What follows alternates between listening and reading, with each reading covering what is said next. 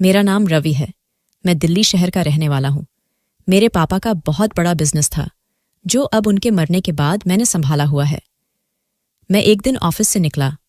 मैं घर की तरफ ही जा रहा था कि सड़क के दाएं तरफ एक जवान और खूबसूरत लड़की खड़ी भीख मांग रही थी। वह देखने से भिखारी बिल्कुल भी नहीं लग रही थी। देखने से तो ऐसा लगता था वह पढ़ी लिखी और किसी अच्छे खानदान की लड़की हो। मेरे दिल ने कहा कि मुझे उसकी मदद करनी चाहिए, इसलिए मैंने अपनी गाड़ी रोकी और उससे भीख मांगने की वजह पूछी। मेरी बात सुनकर उस लड़की की आंखों में आंसू भर आए। कहने लगी, मेरी माँ के सिवा मेरा इस दुनिया में कोई नहीं है। उस लड़की ने बताया कि मेरी माँ की तबीयत बहुत खराब है और मेरे पास इतने पैसे नहीं हैं कि वह अपनी माँ का इलाज करवा सके। मैं जल्दी से उसे गाड़ी में बिठाया और उसके साथ उसके घर चला गया। उसकी माँ की हालत सच में बहुत खराब थी। मैंने एक प्राइवेट हॉस्पिटल में उसकी माँ को एडमिट करवा दिया और अपनी जेब से उसका सारा इलाज करवाया। 2 दिन बाद जब उसकी माँ ठीक हुई तो मैं खुद उसे उनके घर छोड़ आया। वह लड़की बहुत खुश थी। वह बार बार मेरा धन्यवाद कर रही थी। उसने अपना नाम दिव्या बताया था। दिव्या का अपनी माँ के अलावा इस दुनिया में कोई नहीं था। दिव्या की मासूमियत मुझे बहुत पसंद आई थी। उसे देखकर मेरे दिल को कुछ कुछ होने लगा था। 2-4 मुलाकातों में ही मुझे उससे मोहब्बत हो गई थी, इसलिए मैंने उसे अपने ही ऑफिस में जॉब दे दिया। दिन बा दिन मेरी बेकरारी दिव्या के लिए बढ़ती ही जा रही थी। उसका धीरे से बात करना और अपनी बड़ी बड़ी पलकें उठाकर मेरी तरफ देखना मेरे दिल को घायल कर देता था। और फिर 1 महीने के बाद ही मैंने उससे कहा कि मैं तुमसे शादी करना चाहता हूँ। मेरी बात पर वह हैरान हो गई थी, लेकिन अगले ही पल खुश भी हो गई थी। उसे विश्वास नहीं हो रहा था कि मेरे जैसा अमीर पैसे वाला आदमी उस जैसी गरीब लड़की से शादी करना चाहता है। उसकी माँ को भी इस बात से कोई परेशानी नहीं थी, बल्कि वह भी बहुत खुश थी कि वह अपने फर्ज से फ्री हो जाएंगे। मेरे माँ बाप तो इस दुनिया में थे नहीं। एक बड़ी बहन थी, उन्हें रिश्ता लेने के लिए भेजा, मगर दीदी ने कहा कि उन लोगों की डिमांड बहुत है। उनका कहना है कि अगर तुम्हारा भाई मेरी बेटी से शादी करना चाहता है तो पहले मेरी बेटी के नाम अपनी आधी जायदाद करें। वह ऐसी औरतें नहीं हैं जैसा तुम उन्हें समझते हो। मुझे दीदी की बात पर विश्वास नहीं आया और सीधा दिव्या के घर पहुंच गया। मैंने सोचा, मैं खुद दिव्या और उसकी माँ से बात करूंगा। अगर वह चाहती है कि मैं अपनी आधी जायदाद उनकी बेटी के नाम कर दूं, तो मैं यह भी करने के लिए तैयार था। दिव्या के बिना रहने के बारे में तो मैं सोच भी नहीं सकता था। हो सकता है दिव्या की माँ को अपनी बेटी के फ्यूचर के लिए कुछ फिक्र हो। उन्हें डर हो कि कहीं मैं उनकी बेटी को फ्यूचर में छोड़ ना दूं। इसीलिए वह अपनी बेटी की सेफ्टी के लिए ऐसा करना चाहती हो। इसीलिए मैं इस बात पर भी तैयार था। मैंने देखा कि दिव्या के दरवाजे पर ताला लगा हुआ था। मैंने आसपास के लोगों से पता किया तो उन्होंने बताया कि यहाँ पर वो लोग किराए पर रहते थे और कल ही हमेशा हमेशा के लिए ये घर छोड़कर चले गए हैं। वह लोग हमेशा हमेशा के लिए शहर छोड़कर जा चुके थे। मैं हैरानो परेशान था। दिव्या तो इस रिश्ते को लेकर कितना खुश थी और उसकी माँ को भी शादी से कोई परेशानी नहीं थी। फिर भला वह लोग सब कुछ छोड़ छाड़ के चले गए थे। मैं पागलों की तरह दिव्या को ढूंढ रहा था। उसका मोबाइल फोन भी बंद जा रहा था। मुझे वह लड़की दोबारा नहीं मिली। मैंने उसे पूरे दिल्ली शहर में ढूंढा था, मगर वह तो पता नहीं कहाँ चली गई थी। धीरे धीरे 6 महीने गुजर गए थे। उसका नंबर अभी तक बंद था। मैं हैरान था कि अगर उसने मुझसे शादी नहीं करनी थी तो फिर शादी करने के लिए राजी ही क्यों हुई थी, और अगर राजी हो गई थी तो यह शहर छोड़ने का क्या मतलब था। मेरी दीदी मुझे कहती कि कुछ लोग इस काबिल नहीं होते कि उन्हें इतना इज्जत सम्मान और उनकी उम्मीदों से बढ़कर उन्हें दिया जाए। तुम्हारा दिल साफ है और तुम हर किसी को अपनी तरह समझते हो। हर किसी पर बहुत जल्दी विश्वास कर लेते हो। सब लोग वैसे नहीं होते जैसा तुम समझते हो। अब इस लड़की को देख लो। तुमने उसके लिए क्या कुछ नहीं किया और वह किसी और लड़के की खातिर तुम्हें छोड़कर चली गई है। इसलिए तुम भी उस लड़की को भूल जाओ। मैं खुद तुम्हारे लिए एक अच्छी और प्यारी सी लड़की लाऊंगी कि तुम देखते रह जाओगे। मैंने कहा, लेकिन दीदी, वह मेरे साथ शादी करने के लिए बहुत खुश थी। फिर भला वह किसी दूसरे लड़के की खातिर मुझे क्यों छोड़ देती? दीदी ने कहा, हो सकता है उसे तुमसे भी अमीर लड़का मिल गया हो, इसीलिए उसने तुम्हें छोड़ दिया है। मैं फिर दीदी के सामने कुछ नहीं कह सका था, क्योंकि वह मेरे माँ के समान थी। मैं उनका बहुत सम्मान करता था। मैंने दिव्या की खातिर अपना समय, अपना सब कुछ दांव पर लगा दिया था। उसको भूल जाना आसान नहीं था। उसने मेरा दिल तोड़ दिया था, मुझे धोखा दिया था। लड़कियां तो मेरे पीछे दीवानी थीं, मुझे खुद शादी के लिए प्रपोज करती थीं, लेकिन मैं अपनी पत्नी के रूप में एक सिंपल सी लड़की चाहता था जो मुझे सच्ची मोहब्बत दे सके। और वह सिंपल सी लड़की और सच्ची मोहब्बत देने वाली लड़की मुझे दिव्या में नजर आई थी, और इसीलिए मैं उस पर दिल हर बैठा था।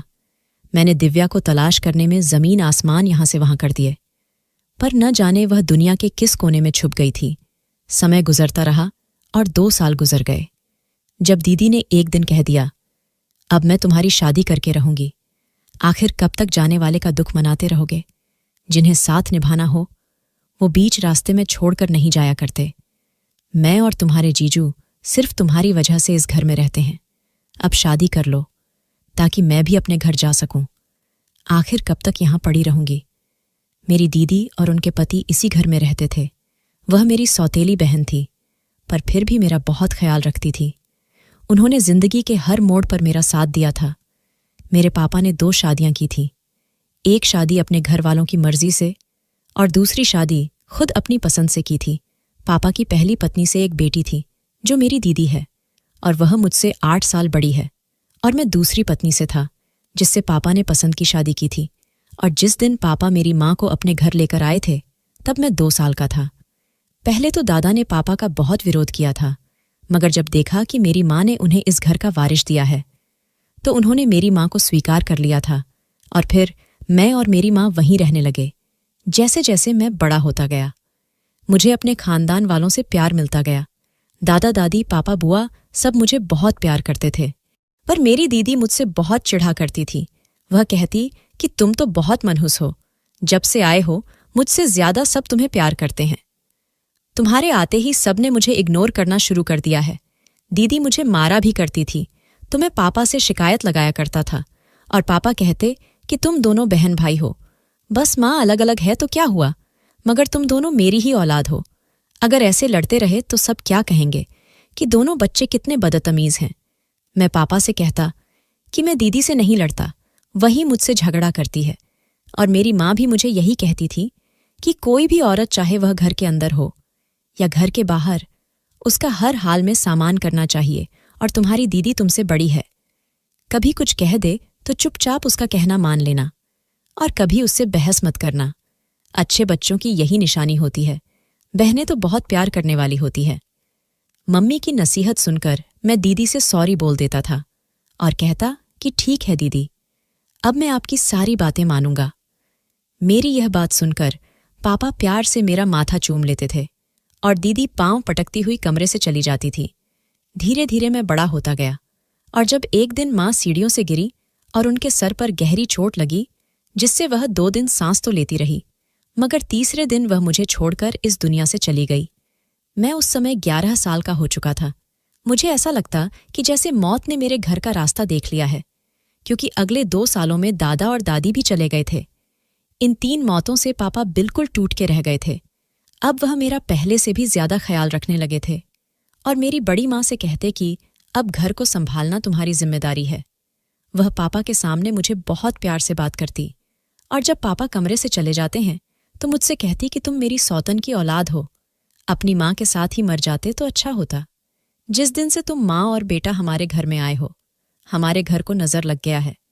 पहले कैसे हमारे घर में खुशियां हुआ करती थीं, तुम लोगों का मनहूस साया जब से पड़ा है, खुशियां भी इस घर से रूठ चुकी हैं। वह मुझे धिक्कारती हुई कमरे से चली जाती। मैं कितनी देर तक रोता रहा कि मेरा क्या कसूर था, क्या मैं सच में मनहूस हूं। पर मेरी दीदी मुझसे बहुत चिढ़ा करती थी। वह कहती कि तुम तो बहुत मनहूस हो, जब से आए हो मुझसे ज्यादा सब तुम्हें प्यार करते हैं। तुम्हारे आते ही सबने मुझे इग्नोर करना शुरू कर दिया है। दीदी मुझे मारा भी करती थी तो मैं पापा से शिकायत लगाया करता था, और पापा कहते कि तुम दोनों बहन भाई हो, बस माँ अलग अलग है तो क्या हुआ, मगर तुम दोनों मेरी ही औलाद हो। अगर ऐसे लड़ते रहे तो सब क्या कहेंगे कि दोनों बच्चे कितने बदतमीज हैं। मैं पापा से कहता कि मैं दीदी से नहीं लड़ता, बही मुझसे झगड़ा करती है। और मेरी माँ भी मुझे यही कहती थी कि कोई भी औरत चाहे वह घर के अंदर हो या घर के बाहर, उसका हर हाल में सामान करना चाहिए, और तुम्हारी दीदी तुमसे बड़ी है। कभी कुछ कह दे तो चुपचाप उसका कहना मान लेना, और कभी उससे बहस मत करना। अच्छे बच्चों की यही निशानी होती है। बहनें तो बहुत प्यार करने वाली होती है। मम्मी की नसीहत सुनकर मैं दीदी से सॉरी बोल देता था और कहता कि ठीक है दीदी, अब मैं आपकी सारी बातें मानूंगा। मेरी यह बात सुनकर पापा प्यार से मेरा माथा चूम लेते थे और दीदी पांव पटकती हुई कमरे से चली जाती थी। धीरे धीरे मैं बड़ा होता गया और जब एक दिन माँ सीढ़ियों से गिरी और उनके सर पर गहरी चोट लगी, जिससे वह 2 दिन सांस तो लेती रही, मगर तीसरे दिन वह मुझे छोड़कर इस दुनिया से चली गई। मैं उस समय 11 साल का हो चुका था। मुझे ऐसा लगता कि जैसे मौत ने मेरे घर का रास्ता देख लिया है, क्योंकि अगले 2 सालों में दादा और दादी भी चले गए थे। इन 3 मौतों से पापा बिल्कुल टूट के रह गए थे। अब वह मेरा पहले से भी ज्यादा ख्याल रखने लगे थे और मेरी बड़ी माँ से कहते कि अब घर को संभालना तुम्हारी जिम्मेदारी है। वह पापा के सामने मुझे बहुत प्यार से बात करती और जब पापा कमरे से चले जाते हैं तो मुझसे कहती कि तुम मेरी सौतन की औलाद हो, अपनी माँ के साथ ही मर जाते तो अच्छा होता। जिस दिन से तुम माँ और बेटा हमारे घर में आए हो, हमारे घर को नजर लग गया है। पहले कैसे हमारे घर में खुशियां हुआ करती थीं। तुम लोगों का मनहूस साया जब से पड़ा है, खुशियां भी इस घर से रूठ चुकी हैं। वह मुझे धिक्कारती हुई कमरे से चली जाती। मैं कितनी देर तक रोता रहा कि मेरा क्या कसूर था। क्या मैं सच में मनहूस हूं? क्या सच में हमारे यहां आने से यह घर खाली हो गया है? मेरी आंखों के सामने मेरी माँ का चेहरा आ जाता। वह कैसे रोती थी। मरने से पहले पापा से बहुत कहती थी कि मेरे साथ अजीबोगरीब हादसे होते हैं। कभी कोई मेरे कपड़ों को काट देता है, कभी खाना बनाती हूं तो नमक तेज होता जाता है और कभी खाना जल जाता है। मैं हैरान होती हूं कि यह सब कैसे हो जाता है। पापा मेरी माँ को समझाया करते थे कि यह सब तुम्हारा वहम है। माँ कहती कि मेरा वहम नहीं है। जब से यहां आई हूं मेरे साथ सब कुछ उल्टा हो रहा है। कभी कोई फोन करके मुझे अजीब किस्म की आवाज में डराता है, पर मुझे उसकी आवाज समझ नहीं आती कि आखिर सामने वाला फोन पर मुझे कहना क्या चाहता है और वह मुझे क्यों डराता है। पापा माँ को समझाते कि ऐसा कुछ भी नहीं है, तुम बस उल्टा सीधा खुद ही सोचती रहती हो। माँ कहती है कि मैं आपको नंबर दिखाती हूँ, मैं झूठ नहीं बोल रही। और जैसे ही माँ ने मोबाइल को दिखाया तो उसमें नंबर था ही नहीं। पापा ने कहा, देखा मैं ठीक कह रहा था ना, तुम्हें तो वहम की बीमारी हो गई है। मैं तो कहता हूं कि किसी दिमाग वाले डॉक्टर के पास चलते हैं। सारा दिन टीवी पर सीरियल देख कर तुम्हारे दिमाग पर असर हो गया है। माँ कहती है कि सारा दिन मैं घर के काम करती हूं। आपकी माँ ने तो नौकरानियों की छुट्टी कर दी है और सारा काम मुझसे ही करवाती है। मैं अब उनके ताने सुन सुनकर थक चुकी हूं। मैं उस समय बहुत छोटा था, मगर मुझे अपनी माँ की बातों पर विश्वास था। इस घर में ऐसा कौन था जो मेरी माँ को तंग कर रहा था? मैं जानना चाहता था। लेकिन तभी उन्हें दिनों अचानक माँ की डेथ हो गई थी। वह सीढ़ियों से कैसे गिरी समझ नहीं आया था। सबने कहा था कि मेरी माँ को दिमागी समस्या है, इसी वजह से उनका संतुलन बिगड़ गया होगा और वह सीढ़ियों से खुद ही गिर गई होगी। जब मेरी माँ मर गई थी तो किसी का कुछ नहीं गया था। सब अपनी अपनी जिंदगी में बिजी हो गए थे, पर मेरी जिंदगी जैसे रुक सी गई थी। मेरी माँ तो चली गई थी और उनके जाने के बाद मैं बिल्कुल अकेला हो गया था। पापा ने मुझे बड़ी माँ यानी मुझे मेरी सौतेली माँ के हवाले कर दिया था। वह अपने बिजनेस को देख रहे थे, पर मुझे कोई भी नहीं संभालता था। मैं नौकरों के सहारे पर था। वह भी अपनी मर्जी करते।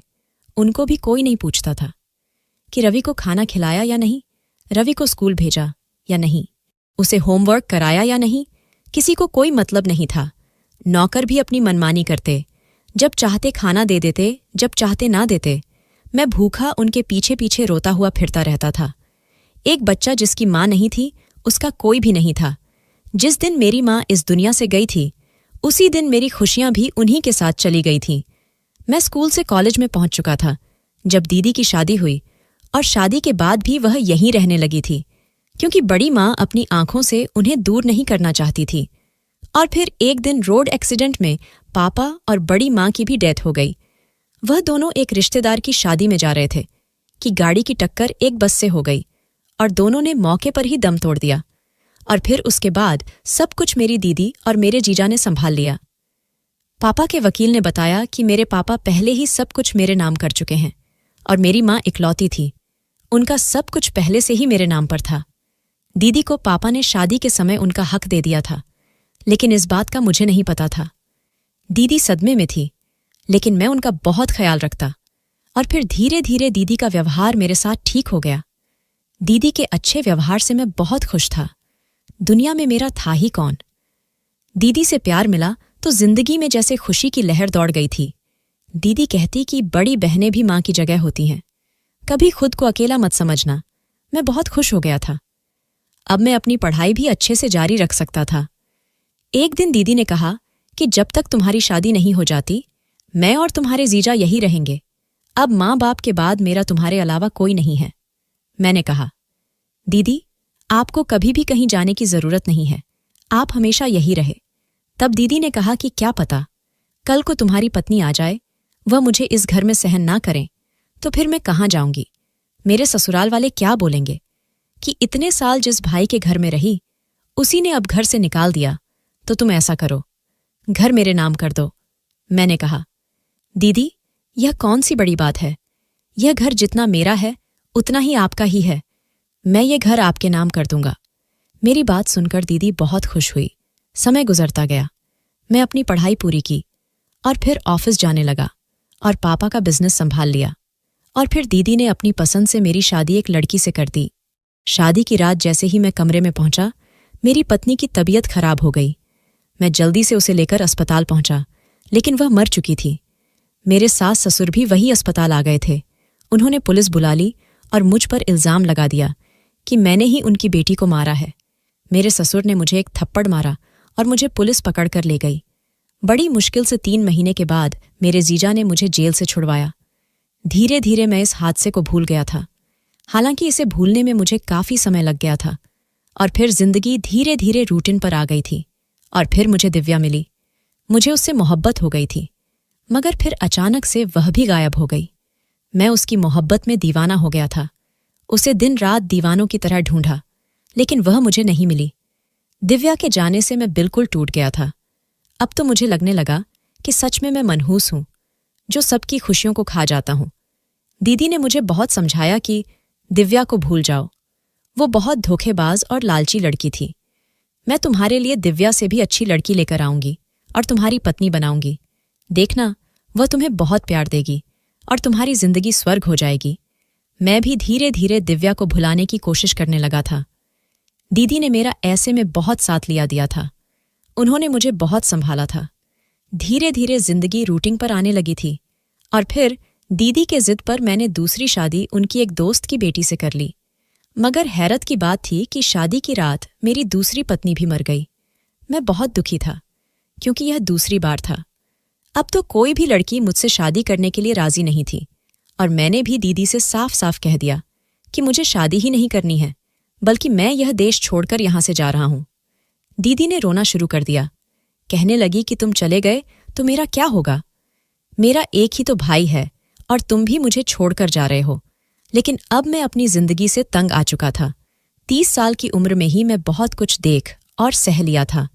मैं इंडिया से बाहर जाने की तैयारी कर रहा था। मेरा दिल अब यहां बिल्कुल नहीं लगता था कि उन्हीं दिनों एक बूढ़ी औरत मेरे ऑफिस में आई। उसने अपना चेहरा छुपाया हुआ था। वह मेरे पैरों में गिरकर रोते हुए मुझसे बोली कि मेरे घर 2 अपाहिज लड़कियां हैं, तुम उनसे शादी कर लो, तुम्हारी किस्मत बदल जाएगी। मैं बूढ़ी लाचार औरत अब उनका और सहारा नहीं बन सकती। मेरे जाने के बाद पता नहीं मेरी अपाहिज बच्चियों का क्या होगा। तुम उनका सहारा बनोगे तो भगवान तुम्हें इसका फल जरूर देगा। मुझे उस बूढ़ी औरत पर दया आ गई और मैंने बहुत सोचने के बाद हाँ कर दी और फिर उनसे शादी कर ली। शादी के बाद मैं उन्हें अपने एक दूसरे घर ले गया। वह दोनों बाहर ही सोफे पर बैठी थी। जब मैंने घूंघट हटाया तो मेरी जान निकल गई, क्योंकि वह तो मेरी पहली दोनों पत्नियां थीं, लेकिन उनके आधे चेहरे जले हुए थे और देखने में बहुत ही भयानक लग रहे थे। वह तो मर चुकी थी, लेकिन जिंदा कैसे हो गई थी, मैं हैरान रह गया। जब उस बूढ़ी औरत ने अपने चेहरे से मास्क उतारा तो मैं फटी फटी आंखों से उनका चेहरा देखने लगा।